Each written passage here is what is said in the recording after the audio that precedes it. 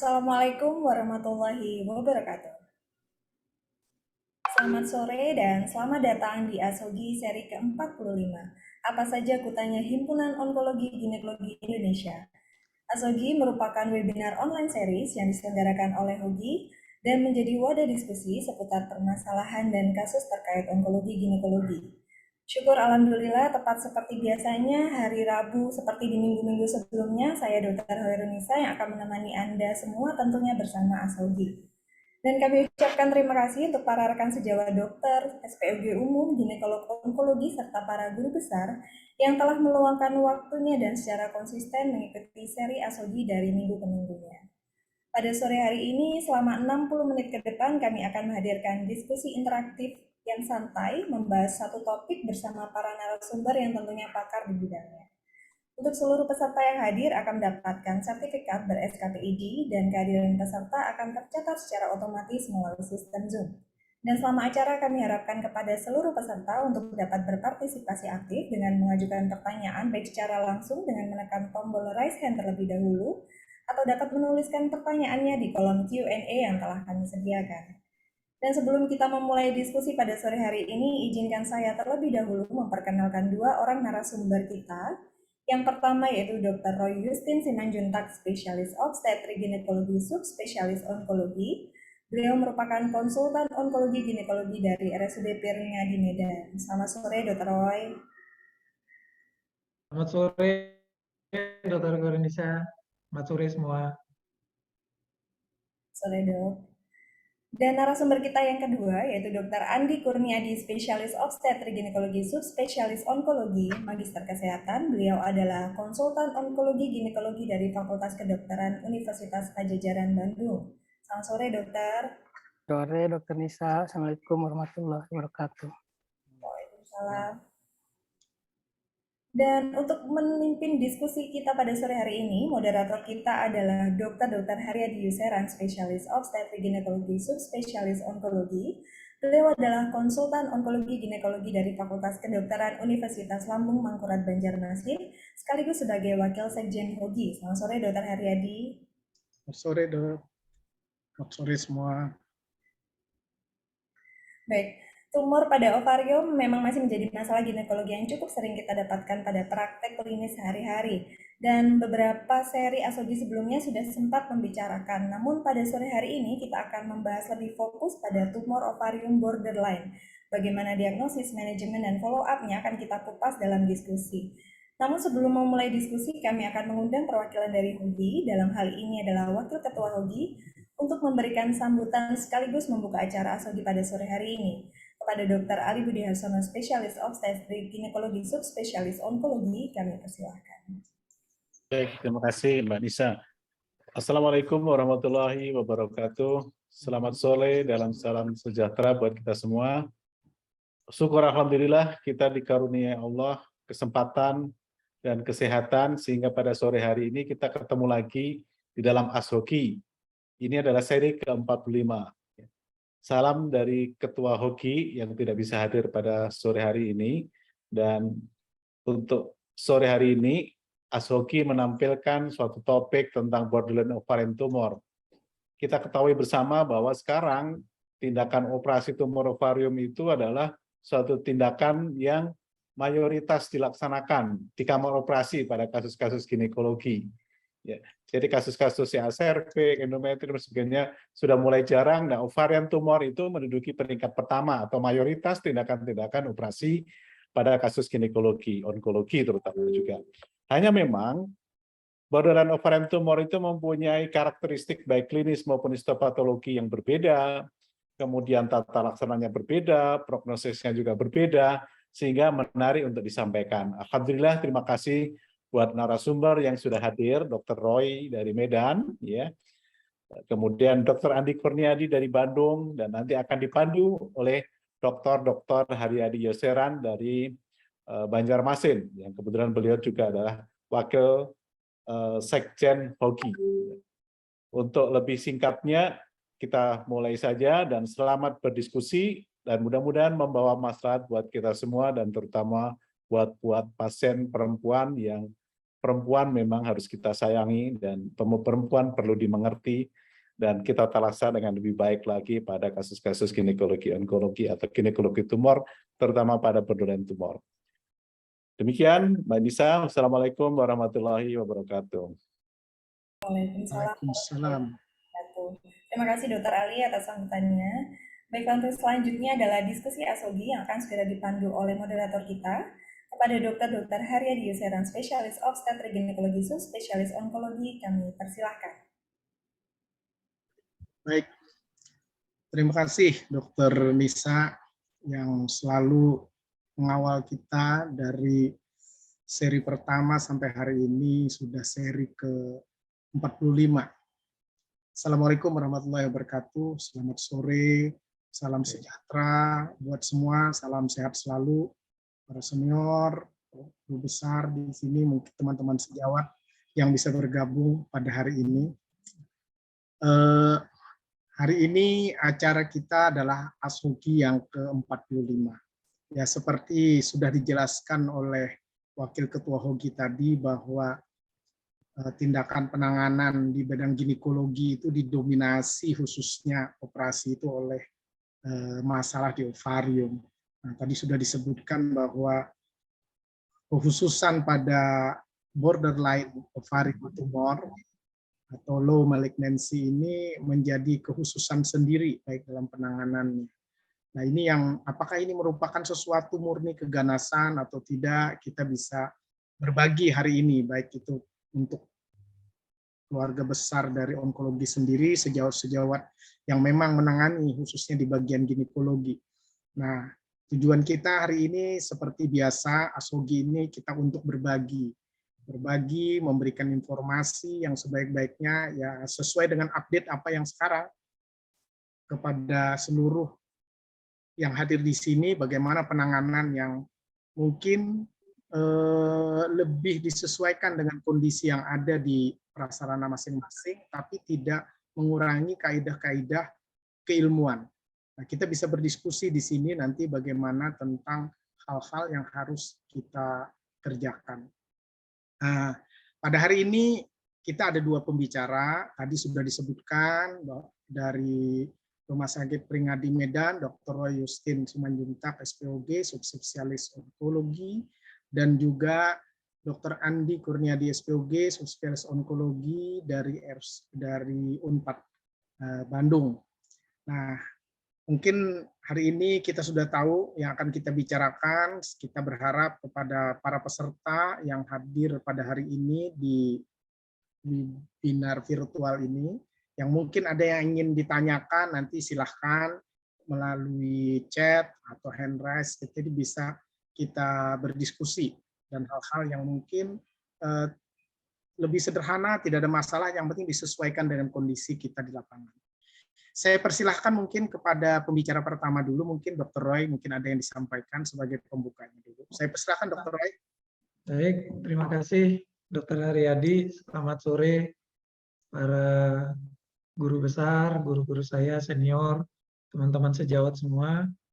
Mungkin izin Dr. Haryadi, saya ada sedikit slide. Silakan, Dok. Ya, terima kasih.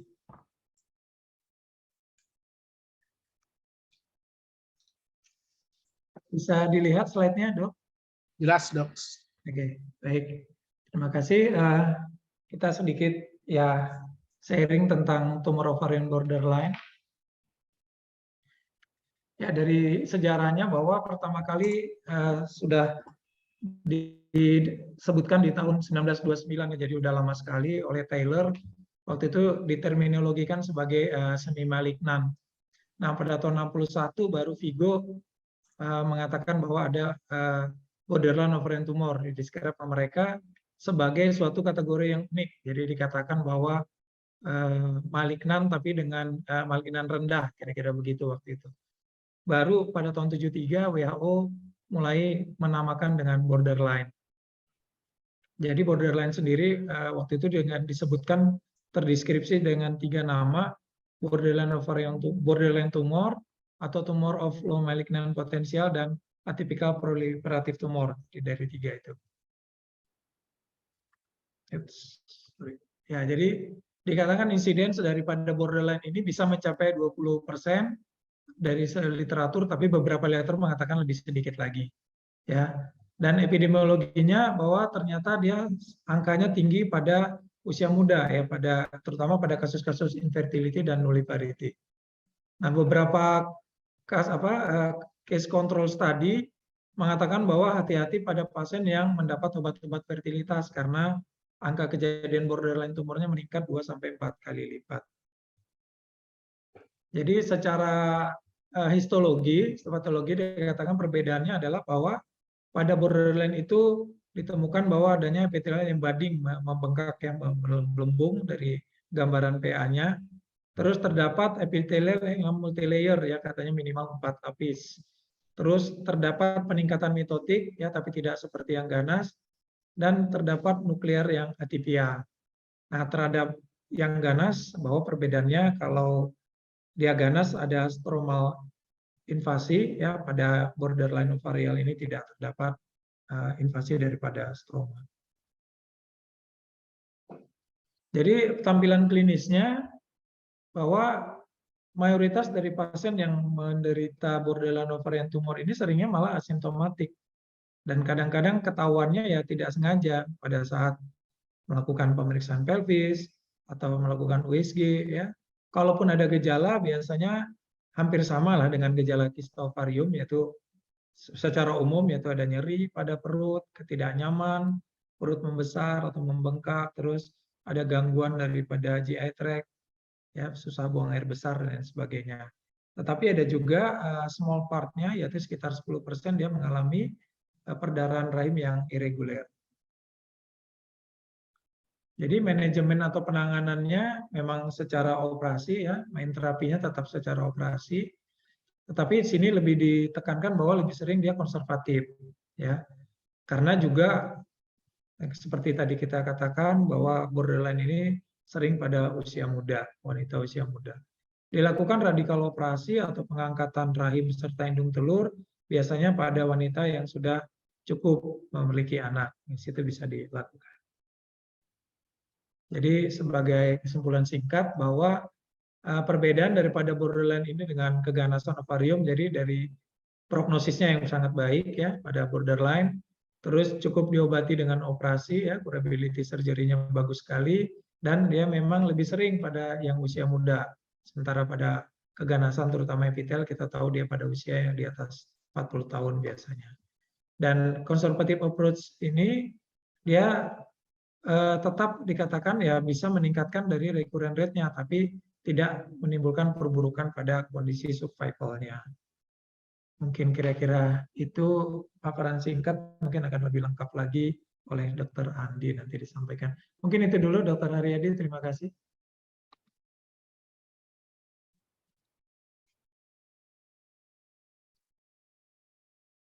Suaranya Dr. Haryadi, maaf belum dengar dok. Terima kasih Dr. Roy. Ya, tadi sudah disampaikan oleh Dr. Roy bahwa borderline ovarian tumor itu memang mendiagnosisnya melalui histologi. Kita bisa melihat mitotic activity, bagaimana nuklear atipia. Klinisnya pun dia tidak agresif, tapi tetap seperti hal yang biasa. Memang ini yang jadi pertanyaan nanti oleh teman-teman. Silahkan kalau bertanya melalui chat, bagaimana manajemennya, bagaimana cara mendiagnostiknya, karena itu kan biasanya terdiagnosis setelah operasi. Nah, itu manajemen tadi kekhususan, sudah disebutkan hanya konservatif, karena sifatnya dia tidak agresif, jadi hanya memikirkan bahwa kita itu bagaimana mengambil, dan teknik pengambilannya pun sama dengan seperti malignansi, tetapi dia tidak pernah dilakukan kemoterapi. Itu sebagai pembuka saja dari Dr. Roy tadi. Mudah-mudahan nanti siapa yang ingin bertanya sesuai dengan kondisi di lapangan, saya kira. Saya persilahkan kepada Dr. Andi, mungkin bisa ditambahkan. Terima kasih Dr. Haryadi. Terima kasih kepada Prof, Guru Besar, dan rekan-rekan sejawat. Izin saya share screen. Presentasi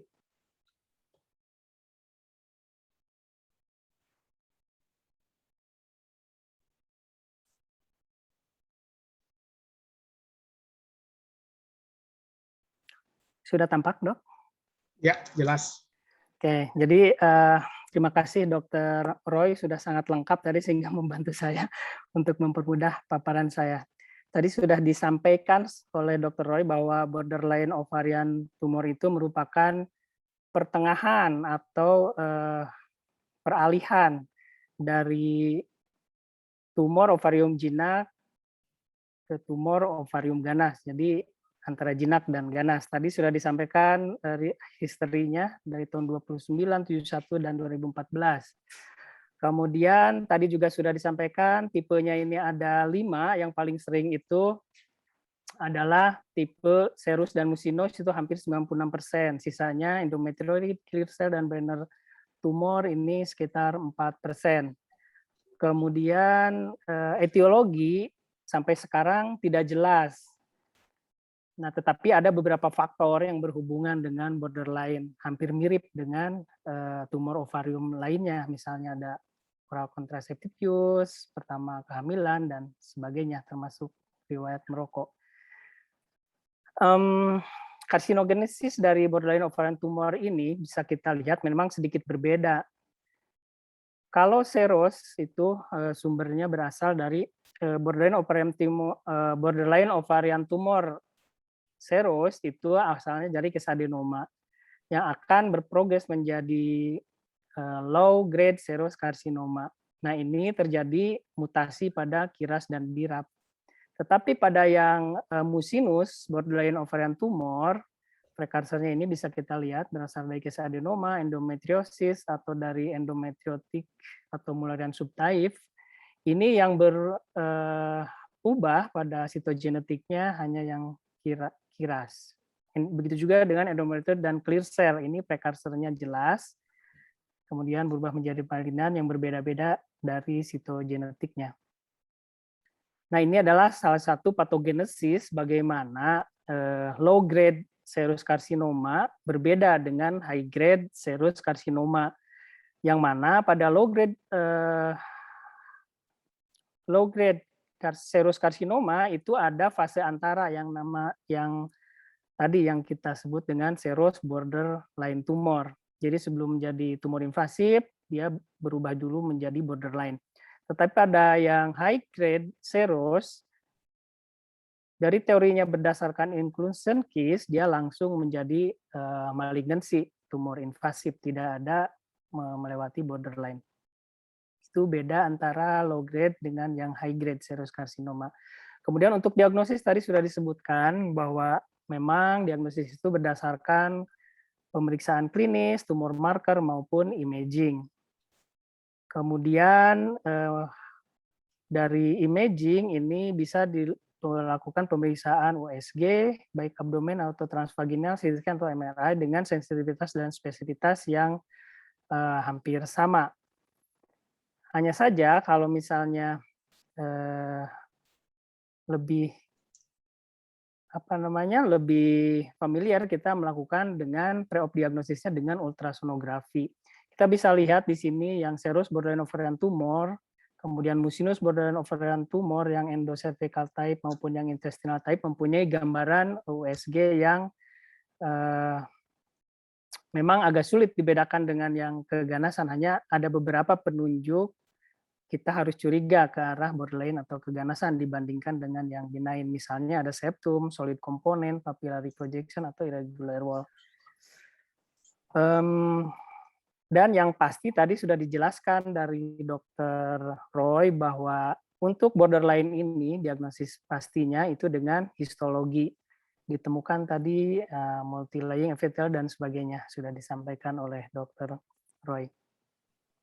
Nah, manajemen ini tambahan, tadi sudah disampaikan bahwa manajemen itu pada umumnya cukup dengan surgery, tetapi kita ada di suatu literatur kita bagi menjadi stadium 1 dan stadium lanjut. Stadium 1 ini, kalau misalnya memerlukan childbearing desire, maka cukup dengan operektomi atau hysterektomi. Sedangkan kalau misalnya tidak, itu dilakukan staging yang komplit. Nah, adapun stadium 2 dan seterusnya, setelah dilakukan optimal debulking, kita lihat pada perkembangan selanjutnya, Apabila hanya terdapat minimal growth atau tidak ada simptom kita observasi, tetapi kalau ternyata ada moderate growth atau ada kambuh lagi, maka kita bisa lakukan repeat cytoreduction. Tapi kalau misalnya repeat growth, ada asites atau histopatologi yang tidak baik, maka masih ada tempat untuk kemoterapi walaupun dari banyak literatur disebutkan itu masih kontroversi dan tidak ada manfaatnya. Nah, ini dari NCCN juga sama. Kalau misalnya setelah dilakukan surgical staging tidak ada invasive implant, ini diobservasi. Tetapi kalau ada invasive implant, kita masih ada pilihan untuk melakukan ajupan atau terapi lanjut. Nah, tetapi kalau misalnya berasal dari yang incomplete surgical staging, maka kita lakukan pemeriksaan yang lain. Seandainya tidak ada residu tumor, maka cukup diobservasi. Tetapi kalau misalnya ada residu tumor, kita mempunyai 3 pilihan. Bisa kita lakukan complete surgical staging, kalau perlu fertility sparing kita lakukan konservatif, atau bisa juga kita hanya tanpa intervensi untuk pasien-pasien tertentu. Hanya yang perlu kita tekankan bahwa terapi surgery pada borderline ini kita harus melakukan staging yang baik. Nah, ini tadi sudah disampaikan untuk treatment surgery. Kalau perlu fertility, kita lakukan fertility sparing. Kemudian untuk jenis approach-nya, laparoskopik surgery atau open surgery, itu dikatakan tidak ada perbedaan rekarensi dalam 10 tahun asal dikerjakan oleh seorang ahli laparoskopi yang memang sudah terampil. Kemudian ajupan treatment, di sini peran dari radioterapi atau kemoterapi pasca surgery ini masih kontroversi. Dan prognosis bagaimana? Prognosis tadi sudah dikatakan bahwa 75% borderline ini ditemukan stadium 1 dan prognosisnya baik. 10 year survival-nya kita 95%, tetapi memang masih ada yang kasus relapse. Yang menentukan prognosis ini beberapa faktor. 1, peritoneal implants. Kita ketahui apabila ada invasive implants itu survival rate-nya sekitar, ini kebalik, mohon maaf, yang non-invasive implant itu 95% survival rate-nya, sedangkan yang invasive implant itu turun menjadi 66%. Jadi peritoneal implants ini, terutama yang invasif, itu mempengaruhi prognosis. Kemudian metode operasi tadi, serta micropapillary pattern, ini yang seros, ya, ini dikatakan prognosisnya juga lebih tidak baik. Kemudian rekarensi, dikatakan rekarensi range itu sekitar 5-20%. Nah, rekarensi ini sangat dipengaruhi oleh usia, CA125 level, invasive implant, atau micropapillary patterns. Mungkin itu saja Dr. Haryadi yang bisa saya sampaikan, menambahkan tadi dari Dr. Roy. Terima kasih. Terima kasih Dr. Andi yang sudah disampaikan, cukup singkat, jelas, tegas, karena arah-arah yang disampaikan itu tentang bagaimana penyebab, bagaimana mendiagnosis, kemudian bagaimana melakukan manajemen, bahkan sampai rekurensi. Mungkin kita buka diskusi, nanti silahkan kepada sejawat-sejawat yang bisa bergabung, menanyakan melalui chat, nanti akan saya tanyakan langsung kepada pembicara. Tapi sebagai diskusi awal saja sambil kita menunggu teman-teman kita yang ingin bertanya.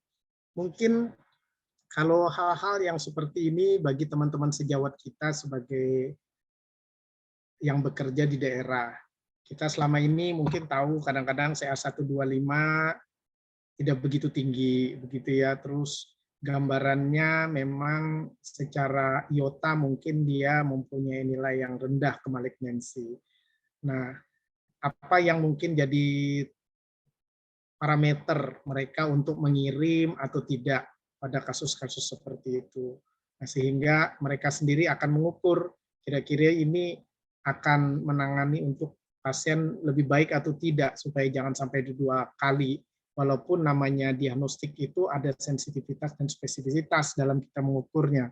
Tapi kan itu terukur karena ilmu menyebutkan cara mendiagnosis mempunyai scoring seperti ini. Mungkin itu sebagai ini dulu, sambil menunggu sejawat kita yang ingin bertanya. Silahkan, mungkin boleh Dr. Roy atau Dr. Andi. Dr. Roy dulu mungkin, Dok.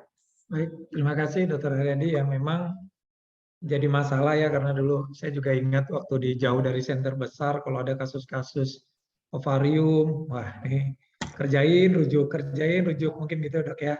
Jadi mungkin ya, pertama ya seperti biasa kan kita anamnesa, pemeriksaan fisik, kalau kira-kira mobilitasnya cukup baik, dan kita yakin bisa angkat, mungkin nggak ada salahnya sih menurut saya dikerjakan ya. Kadang-kadang di daerah tumor marker pun mungkin tidak di semua tempat bisa kita cek ya, apalagi kita tahu juga kalau dengan modal CA125 aja juga biasanya juga terlalu tinggi ya. Jadi mungkin itu terutama kalau kita nemukan sering yang agak sulit di borderline ini kan dia usia muda, jadi kadang-kadang kesulitan kita di situ.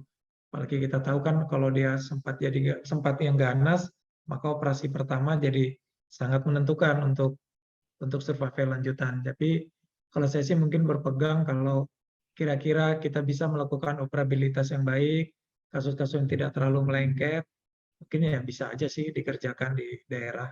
Mungkin itu kalau saya. Silakan mungkin Dr. Andi nambahkan. Ya. Ya, terima kasih. Ya, Dr. Andi, silakan, Dok. Ya, Dokter. Jadi memang di beberapa literatur itu sangat ditekankan, Dok, bahwa untuk mendiagnosis borderline ini, pre-op diagnostik itu sangat sulit, baik dari klinis maupun tumor marker dan imaging, disebutkannya di situ. Jadi diagnosa pastinya memang dari pemeriksaan histopatologi. Hanya yang jadi kunci utama adalah dikatakan bahwa yang menentukan prognosis itu adalah surgical staging, artinya ketika kita melakukan operasi, baik itu operasi jinak ataupun temuannya menjadi curigaan ke arah ganas, itu yang paling penting adalah eksplorasi, Dok. Eksplorasi ke semua. Nah, jadi ketika setelah dieksplorasi semua tempat, semua peritoneum, kemudian KGB, ke hepar, dan sebagainya, itu ditulis di laporan operasi, dan setelah ternyata hasilnya borderline, itu akan sangat membantu kita ketika dirujuk, karena ya tadi, karena prognosisnya memang borderline ini sangat penting. Itu, Dok. Jadi dikatakan frozen section pun untuk borderline itu hanya akurasinya 60%-an, Dok. Dibilangnya seperti itu. Jadi betul-betul si borderline ini menjadi masalah. Untuk PA sekalipun ini menjadi masalah. Jadi kalau menurut saya, satu lagi yang menjadi masalah adalah pasien ini usianya biasanya usia muda, 10 tahun lebih muda daripada yang malignan. Jadi orang kadang-kadang melihat usia ini mobilitasnya baik, ini mah jinak gitu. Jadi nggak ada masalah sih seperti itu, hanya mungkin pada durante operasi kita harus melakukan eksplorasi. Sehingga ketika terjadi borderline hasilnya, ada laporan operasi yang lengkap, mengeksplor ke semua tempat ternyata aman, kita menjadi enak untuk observasi selanjutnya. Karena kalau misalnya dia sudah dieksplorasi dengan baik, kita cukup dengan observasi sebetulnya. Tetapi kalau misalnya tidak tereksplorasi dengan baik, nah itu di situ ada tempat restaging atau bagaimana gitu.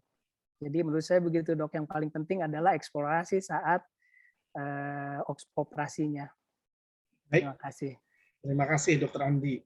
Jadi intinya tadi apa yang disebutkan, apa yang akan kita lakukan itu bagaimana pre-laparotomi itu sangat menentukan keberhasilannya. Dan operasi pertama itu sangat menentukan sekali prognosisnya jadinya, Dok, ya. Jadi apakah kita mengekspor semua atau tidak. Tapi bukan berarti itu jadi hambatan. Artinya pre-treatment atau pre-laparotomi itulah yang menentukan. Baik, saya kira ini ada 2 pertanyaan dari yang bergabung. Ini selamat siang, Dokter. Pada pasien menopause pasca salpingo-oophorectomy unilateral 2 bulan. Hasil PA-nya ini mucinous borderline dengan mikroinvasi. yang datang dengan keluhan asites sekarang ini. Jadi pasiennya pasca operasi nih dok. Apakah kita lakukan CT scan dulu sebelum laparotomi atau langsung dilakukan surgical staging atau bahkan boleh langsung dilakukan kemoterapi? Terima kasih. Itu mungkin pertanyaannya. Saya persilahkan mungkin Dr. Roy atau Dr. ini silahkan. Terima kasih Dr. Haryadi. Ya, mungkin pertama-tama dia waktu dilakukan 2 bulan yang lalu ada asites apa enggak ya? Mungkin agak. Kalau waktu itu ada asites, kan ada bagusnya kalau waktu itu juga dilakukan sitologi ya. Terus sudah pasca menopause, nah ini mungkin mestinya dari awal mohon maaf kita harus inform consent yang baik ke pasien ya, karena kita tahu sebetulnya sudah tidak memerlukan lagi untuk rahim dan aneksanya ya. Jadi mungkin pada saat itu sebetulnya mungkin akan lebih baik dilakukan langsung histerektomi ya kalau saya. Tapi oke. Kalau sudah kejadian begini, apa perannya scanning atau kita langsung relaparotomi? Ya, ada baiknya kalau memang kita di fasilitas yang cukup, kita lakukan scan supaya kita lebih tahu bagaimana upper abdomen ya. Jangan-jangan sudah ada nodul hepar dan lain sebagainya ya. Mungkin itu. Tapi kalau di tempat kita misalnya hanya untuk scanning juga kita harus refer ke tempat yang lain, dan di tempat kita bisa dilakukan relaparotomi komplit seperti yang dikatakan Dr. Andi tadi, bisa dilakukan exposure yang baik untuk lihat, saya rasa itu pilihan terbaiknya surgical staging yang komplit. Kalau kemo ya tentu tidak, tentu kita nunggu hasil definitif dari semuanya surgical staging yang lain. Mungkin kalau saya itu dok, terima kasih. Oke. Mungkin ada tambahan, Dr. Andi? Cukup dok, setuju saya dengan Dr. Roy. Ya. Memang kalau fasilitas cukup mungkin lebih baik kita lihat CT scan atau imaging dulu untuk resectabilitas dari tumor kalau misalnya memang ada tumor baru. Tapi kalau memang tidak ada, kita lakukan surgical staging langsung gitu. Minimal untuk hasil patologi anatomi nanti apakah itu betul borderline atau ternyata malah malignancy gitu untuk kemoterapi. Kalau malignancy kita kemoterapi, tapi kalau borderline kan jadi masih debat untuk kemoterapi. Oke itu dok, terima kasih. Baik, terima kasih Dr. Roy. Ya kasus tadi kan usia menopause, terus ada asites yang kalau asites jarang pada borderline juga. Jadi borderline ini memang kehususan dia. Antara tadi dibilang Dr. Andi, dibilang dari jinak menuju ke arah ganasnya. Ini perbatasan, hingga follow up-nya lah yang paling penting. Kadang-kadang PA juga takut salah mengambilnya, sama dengan teratoma. Kadang-kadang teratoma matur sama imatur, kalau salah mengambil spesimen di mana tempatnya ini juga jadi problem. Oke lah, saya kira ini ada pertanyaan kedua, dok. Assalamualaikum dokter, selamat sore. Izin bertanya, ini ada wanita 65 tahun menjalani operasi pengangkatan tumor ovarium kistik sebesar tinju dewasa. Nah, saat itu dilakukan frozen section, hasilnya menunjukkan jinak. Tindakan operasi apakah yang paling tepat? Mohon bimbingannya dokter, apakah histerektomi total, salpingo-oophorectomy, ataukah bilateral, ataukah hanya unilateral? Itu mungkin ada kasus yang usia 65 tahun nih dokter, sebesar tinju dewasa. Tapi ada frozen section-nya, hasilnya jinak katanya. Mau dilakukan apa? Dan kita memang ada memikirkan kalau kita BRCA positif itu ovarium angkat saja dua-duanya gitu loh. Kalau usia 65 memikirkan lagi dengan bagaimana dari sudut pandang endokrin, profil dari lipidnya, bagaimana takut heart attack begitu. Mungkin ada pandangan dok, ini ada kasus seperti ini. Jinak tapi diangkat enggak rahimnya begitu ya. Silahkan Dr. Rai mungkin. Oh ya, terima kasih Dr. Haryadi. Terima kasih. Mungkin nanti Dr. Andi bisa lebih melengkapi ya. Jadi balik lagi ya hampir sama yang tadi di pertanyaan pertama pasca menopause. Yang ini ibu yang sudah 65 tahun ya, udah jelas sudah postmenopausal. Jadi dia punya kista, kita lakukan frozen, jinak, ya memang tetap ada sedikit peluang ya, kalau saya nggak salah sensitivitasnya sekitar 80-an ya, saya agak lupa, mohon maaf, mohon koreksi nanti, bahwa juga sering pernah kejadian progen section jinak ternyata PA definitifnya ganas. Ya, balik lagi kalau di kita apalagi di era BPJS ini sekali lagi mohon maaf agak sulit kita meminta bahwa per senti seksional di tumor ya, karena idealnya kan seperti Dokter Haryadi tadi katakan harus perbagian ya dok ya. Kalau kita pas ngambilnya di bagian jinak ternyata ada di bagian ganas di sebelah kanannya, cilaka kita ya. Tapi akan sulit ya tentu kalau kistanya gede gitu sebesar tinju ya lumayan ya 10-an senti, berarti paling nggak 10 slide ya, mungkin nggak bisa sebagus itu mungkin ya. Nah, jadi operasi apa yang paling tepat? Saya balik lagi, semuanya balik ke arah informed consent preoperasi. Penting sekali kita terangkan kepada si pasien bahwa oke, dia punya tumor jinak, kita lakukan pengangkatan, tapi juga kita harus terangkan bahwa kalau kita angkat si kistanya saja, ternyata nanti ada ganas, maka ada peluang untuk relaparotomi, mengangkat rahim dan indung telur sebelahnya. Jadi si pasien lah mungkin yang ikut memilih. Nah, kita sebagai dokter menjelaskan keuntungan A begini, keuntungan B, kerugian kalau dilakukan ini. Tapi menurut saya pribadi pada usia yang sudah menopause tentu hysterotomi total dengan bisalpingoproptomi adalah pilihan yang lebih baik. Terima kasih dokter. Terima kasih dokter. Jadi informed consent yang penting karena frozen section ini walaupun ada cara pasti patolog itu yang akan mengambil mana yang terbaik untuk mengurangi miss dalam pembacaan hasil patologi ini. Jadi tetap jadi perhatian faktor-faktor risiko, faktor predisposisi ini penting kalau orang usia menopause masa sebesar itu. Nah, itu patut jadi perhatian kita juga. Mungkin kita juga harus memberikan informasi kepada patolog waktu melakukan frozen section. Diinformasikan ini kondisi ini CA12 begini, secara klinis dia pertumbuhannya cepat atau tidak. Paling tidak itu jadi kehati-hatian. Semakin lama dia membaca hasil frozen section tuh berarti semakin pusing tuh orang patolog. Setuju, Oke. Ya, silakan Dokter Andi ada tambahan Dokter Andi. Ya, saya setuju ya dokter dengan dokter Dokter Roy bahwa yang paling penting di sini ada informed consent-nya dok. Karena saya yakin hampir di semua protokol di rumah sakit itu di atas 50 itu HTSOB termasuk di RSAE sendiri gitu.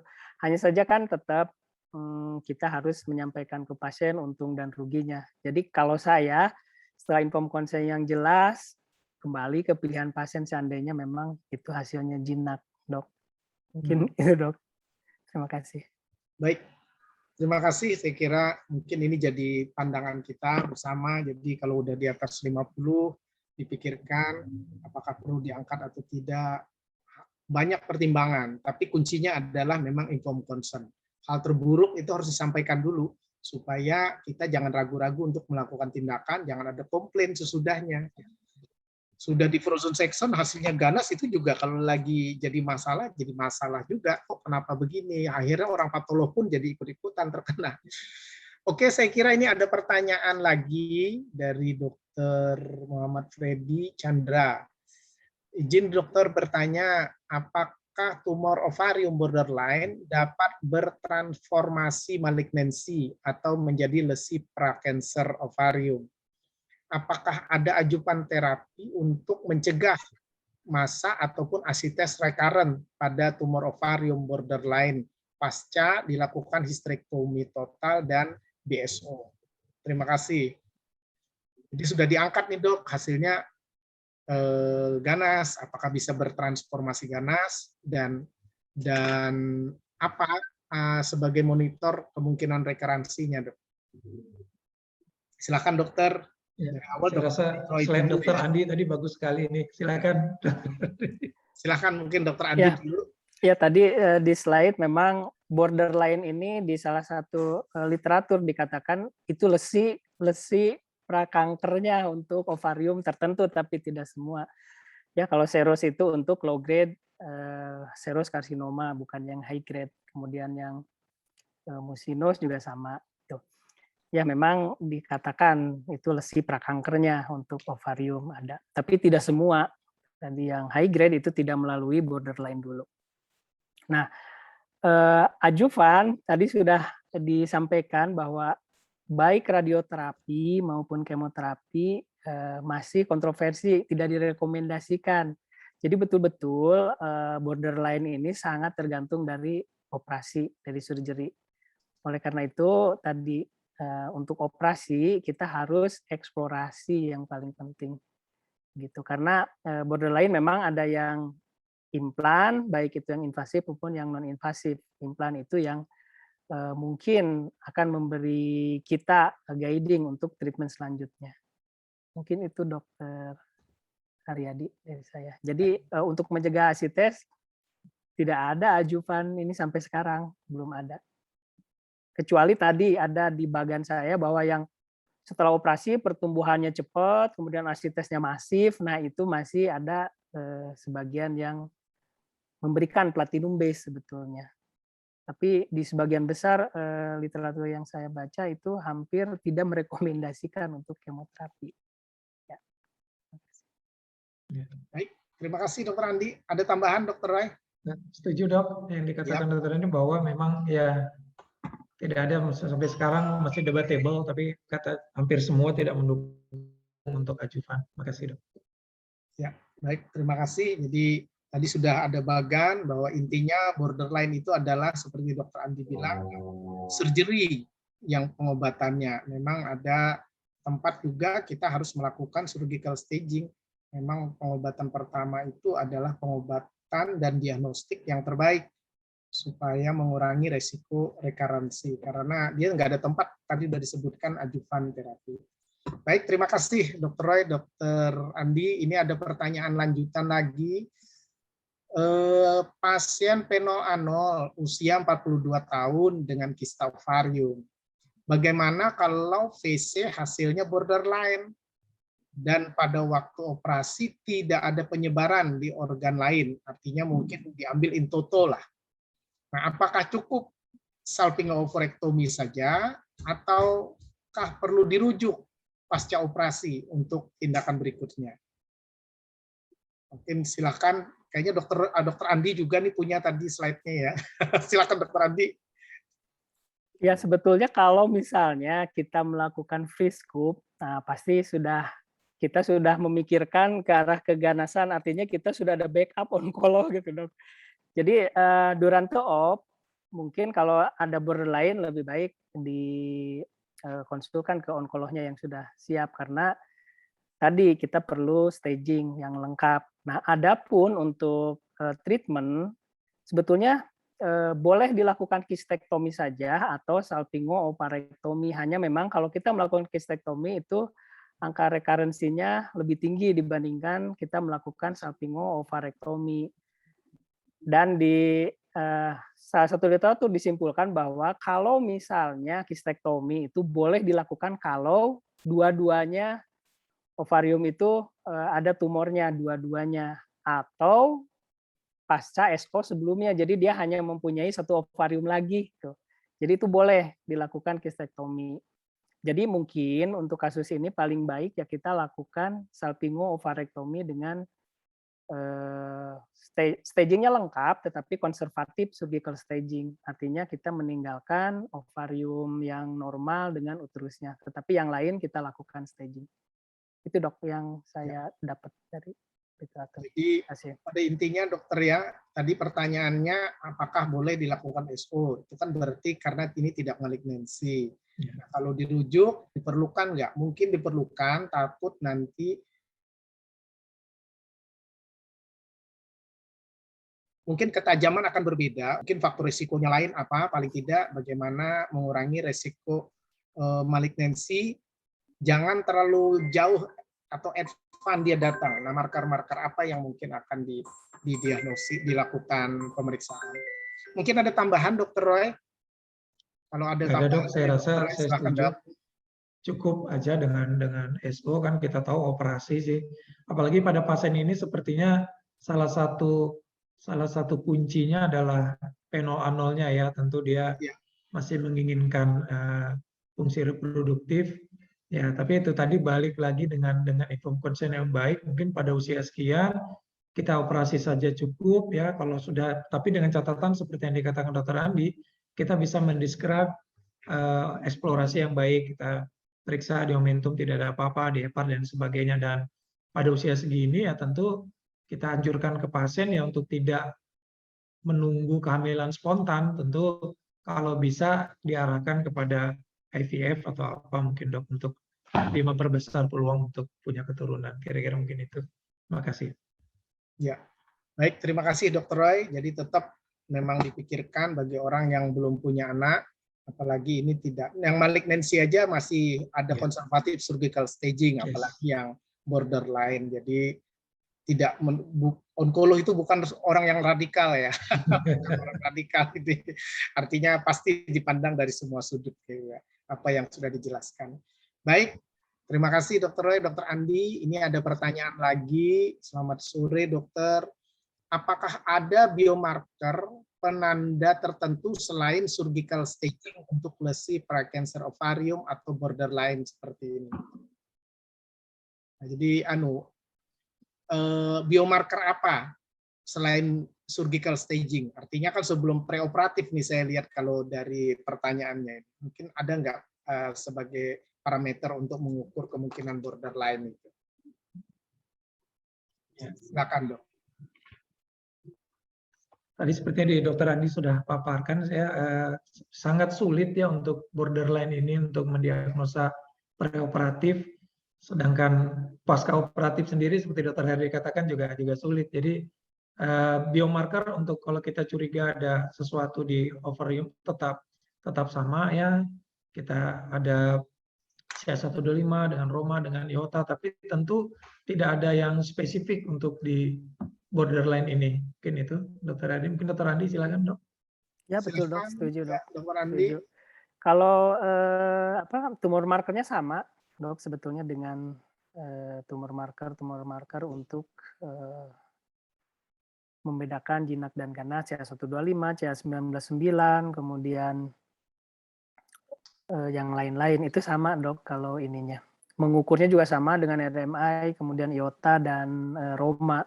Hanya memang kalau salah satu penelitian di Jepang dibilangnya Roma itu lebih baik katanya dibandingkan yang lain untuk membedakan malignansi borderline dengan yang benign. Seperti itu, ada satu penelitiannya di Jepang dikatakan seperti itu. Jadi mungkin kalau mau ya periksa pakai Roma mungkin. Dok, cuman ya tadi tidak ada yang spesifik untuk borderline gitu. Betul. Termasuk dari gambaran USG-nya juga tidak ada yang spesifik. Terima kasih, Dok. Terima kasih, Dok. Jadi kembali tadi sudah dijelaskan bahwa borderline ini abu-abu, tapi cara memanajemen kemungkinan rekaransi tidak berbeda ya dok ya dengan malignansi, karena kehati-hatian perubahannya itu beresiko dia akan menjadi keganasan. Tapi sama, cara treatmentnya surgical staging adalah golden standarnya, harus dilihat, oh ini loh, kalau tumor marker kan banyak sensitivitas dan spesifisitas, belum lagi prasarana di daerah itu belum tentu ada. IOTA tadi sudah disebutkan, itu membantu, itu pun pakai scoringnya. Tinggal bagaimana usernya lagi yang menggunakan USG ini, ketajamannya bagaimana. Baik, sudah beberapa hal yang sudah ditanyakan, sekarang mungkin sambil menunggu, sejauh-jauh kita yang ingin bertanya, mungkin saya ingin bertanya aja biar mudah-mudahan sejawat bisa bertanya yang lain. Kalau kita melakukan pasca operasi, biasanya kan kita tahu ini setelah pasca operasi borderline, hasil parafin bloknya, entah itu seorang onkolog ataupun sejawat kita yang dari daerah, itu perlu dikirim atau tidak. Kalau seumpamanya sudah tahu follow up kita ini bagaimana ya, mungkin berapa kali tumor marker setiap berapa bulan, mungkin atau tiap tahun, yang apakah perlakuan sama seperti malignansi. Bagaimana kira-kira kita supaya jangan kecolongan lah. USG-nya aja berapa kali, mungkin begitu ya dok ya. Silakan dok. Baik, terima kasih Dr. Aryadi. Kalau saya lihat, saya pernah baca sama sebenarnya follow up dok ya. Tetap follow up-nya kita samakan dengan malignansi supaya istilahnya kita jangan kecolongan ya, kita lakukan follow up 1-3 bulan selama 2-5 tahun ya, baru dengan berkala per 6 bulan atau setelah 5 tahun mungkin per tahun aja cukup ya, karena itu tadi kita juga khawatir bahwa ada some part dari kanker dari si tumor yang borderline ini yang malignansi. Makanya tadi bagian Dokter Andi ya bagus sekali ya.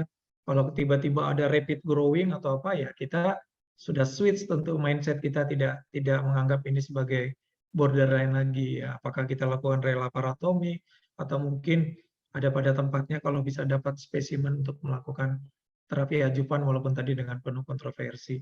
Tapi secara follow up menurut saya yang pernah saya baca sama dok seperti malignansi. Kita anggap begitu. Terima kasih, Dr. Reddy. Terima kasih dok. Silakan mungkin ada tambahan Dokter Andi. Iya dok. Nah, jadi untuk follow up memang sama dengan yang malignansi. Hanya ini dikatakan lebih spesifik lagi karena kadang-kadang ada satu kasus yang setelah 20 tahun baru dia timbul tuh dok. Jadi makanya dikatakan di situ bahwa untuk borderline harus lebih panjang follow up-nya karena bisa sampai 20 tahun ada gitu. Kalau malignansi kadang-kadang dok 5 tahun kita udah 5 tahun nggak ada rekurensi nih kayaknya seperti itu. Tapi untuk borderline ada kasus yang 20 tahun baru kambuh lagi dok. Jadi di sini bukan malah kita jadi tenang-tenang, justru harus waspadanya sampai 20 tahun itu harus diikutin. Itu ada di salah satu itu disebutkan begitu dok. Jadi emang ini diam-diam bagus, tapi 20 tahun kemudian timbul. Jadi kita lebih panjang justru follow up-nya sampai 20 tahun, tidak 5 tahun atau 10 tahun. Gitu dok. Lagi lebih muda usianya ya Dokter Andi ya, Ya, lebih panjang. Oke Dokter Andi, Dokter Roy, terima kasih. Ya biasa kita seperti Dokter Roy bilang tadi, kita biasanya kalau malignansi kan tiap 3 bulan dalam 2 tahun pertama, baik itu keluhan, fisik diagnostik yang kita lihat, ya dok ya, kita lakukan USG, bahkan tumor marker. Atau ternyata bagus, sebelum 3 bulan ada keluhan, kita suruh datang. Ya mungkin juga perlu digarisbawahi juga, kadang-kadang kita ragu dengan PA itu. Kok orang ini klinisnya nggak cocok dengan borderline. Nah itu mungkin kita sarankan, mau review lah PA-nya, siapa tahu miss, kan bisa juga begitu. Jadi kita kan tidak, manusia bisa salah karena faktor dalam menilai suatu hasil patologi itu banyak faktor mereka, karena tidak ada yang kata 100%. Baik dokter, terima kasih. Mudah-mudahan ini jadi modal kita bersama, sejauh kita juga kalau di daerah mau diapakan, kalau ada borderline mungkin ya dikonsultasikan saja apa untuk follow up berikutnya. Paling tidak boleh ditanyakan. Kita masih punya waktu, jadi masih ada 7 menit lagi. Mungkin saya bertanya juga nih dok, kalau orang yang belum punya anak, umur kan ini biasanya masih muda ya orang borderline begini. Tapi ini kadang-kadang ada yang ingin bertanya, pengen punya anak, nanti kalau diinduksi ovulasi bagaimana, dikasih obat-obat yang sifatnya induksi ovulasi. Nah, apakah boleh? Nah, mungkin biar teman-teman juga kalau sudut pandang onkologi nanti kita berseberangan nih sama orang fertility nih. Mungkin ada pendapat dok, silakan dok. Silakan Dokter Andi. Ya, terima kasih Dokter Roy, Dokter Reddy. Jadi memang untuk fertilitas dikatakan 50% setelah operasi itu bisa hamil spontan gitu. Kemudian pemberian penyubur atau infertilitas dengan berbantu itu sebetulnya meningkatkan 2-4 kali sebetulnya rekarensi gitu. Jadi sebaiknya memang secara alami, hanya kalau tidak memungkinkan secara alami boleh dilakukan IVF dengan observasi yang sangat ketat dok untuk borderline ini. Kemudian batasan umur juga penting karena kalau 40 ke atas itu ada dibilang lebih baik enggak gitu, lebih baik enggak karena ternyata dari penelitiannya tidak terlalu bagus untuk infertilitasnya gitu. Kalau di atas 40 usianya. Kalau misalnya di bawah itu, nah tadi sebaiknya alami, tapi kalau tidak memungkinkan dengan teknologi berbantu, tetapi harus dengan observasi yang sangat ketat. Ini itu dok dari saya. Terima kasih. Baik. Karena itu faktor resiko, kalau orang onkolog nggak usah gitu ya dok ya. Garis besarnya, tapi kan kehidupan orang macam-macam, bisa mau kan, mungkin informed consent ya dokter Roy. Mungkin bisa ditambahkan dokter Roy?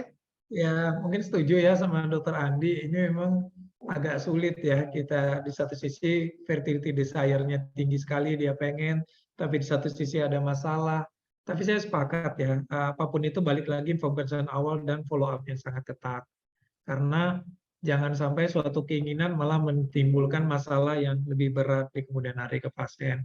Ya kita jelaskan, dan kalaupun diberikan obat-obat stimulasi ovarium atau lain sebagainya, mungkin ada batasan lah mungkin dengan follow up ketat itu ya. Kalau memang ya kita sejawat di daerah coba lakukan 1-2 kali sih dengan preparat CC sih, saya rasa mungkin mudah-mudahan nggak ada masalah ya, tapi ya tetap dengan follow up yang sangat ketat, dan kalaupun gagal ya mohon jangan diulang-ulang, langsung kita serahkan saja kepada teknologi berbantu yang lebih tinggi, apakah itu InSight atau MyHitam. Jangan, saya pernah ngalamin dok, mohon maaf, diberikan CC itu sampai mungkin 10 atau 12 kali gitu loh, bolak-balik. Jadi kasihan, mungkin pengalaman dokter Aryadi dan dokter Andi mungkin pasti lebih banyak lagi. Lebih parah dok, dokter masih mending SPOG yang ngasih. Di saya itu ada pernah bidan yang ngasih. Bidan yang ngasih udah berkali-kali, saya sampai Lama-lama geleng-geleng dukun kepala. kampung yang ngasih. Ya itu masalahnya dok. Baik dok, ya terima kasih. Ini kalau ada dokter Ali Budi bisa berkomentar, tapi dokter Ali Budi ada di chat menyebutkan kalau kesulitan utama diagnosis borderline itu kalau ada mungkin dilakukan diagnosis PA baik saat VC ataupun secara histo-PA. Keterbatasan dari pemeriksaan imunohistokimia di sarana PA itu yang sering borderline itu lolos. Ya, jadi mungkin ada tambahan ya pemeriksaan yang lebih tinggi. Ya kadang-kadang kita patolog aja kurang ya di daerah, harus ke kota besar. Tapi itu salah satu cara kalau mungkin untuk keraguan dan orang itu mempunyai faktor risiko tinggi bisa dilakukan pemeriksaan IHK. Baik. Ada tambahan lagi mungkin yang akan disampaikan. Saya kira waktu tinggal 3 menit. Sudah banyak kita berdiskusi, pertanyaan-pertanyaan yang sudah disampaikan oleh peserta, dan sederhana tapi cukup tajam, dan itu problem kita sehari-hari ya, apa yang sudah kita diskusikan. Saya kira karena waktu juga, ada beberapa pertanyaan mungkin silahkan nanti bertanya langsung kepada onkolog yang ada di sana atau dimanapun. Saya mungkin menyimpulkan bahwa apa yang kita diskusikan hari ini tentang borderline tumor ini dari ovarium, dari sudut pandang klinis, tadi sudah disebutkan, diagnostik, treatment, memang dia kekhususan. Dibilang malignansi ya tidak, dibilang jinak kok coba cara follow up-nya harus khusus. Nah, karena kemungkinan dia rekuransinya itu tetap ada, walaupun ada yang sampai 20 tahun, tapi ini punya potensi sudah. Nah, beberapa hal yang akan dilakukan itu kalau kita mendapatkan sudah dioperasi hasilnya seperti itu, lebih baik untuk kepentingan pasien, itu kita diskusikan dengan onkolog juga apa yang akan dilakukan berikutnya. Saya kira itulah mungkin yang kita diskusikan hari ini, cukup banyak diskusi kita, dan mudah-mudahan ini menjadi manfaat buat kita semua, ibadah buat pembicara semua, siapapun yang bertanya menjadi acuan-acuan buat teman-teman juga di daerah. Saya kira itu mungkin. Terima kasih kepada Dr. Roy yang sudah menyampaikan beberapa hal tentang borderline tumor, Dr. Andi, Dr. Ali Budi yang ada di sini, Dr. Nisa yang sudah mengawal kita sampai seri ke-45 ini. Saya kira terima kasih banyak, salam sehat selalu. Mudah-mudahan semua kita ini diberikan berkah dan kita bisa kembali di sesi berikutnya dengan topik-topik yang lebih menarik untuk khususnya di bidang ginekologi. Terima kasih, salam sehat selalu. Saya kembalikan kepada pembawa acara, Dr. Hairunisa.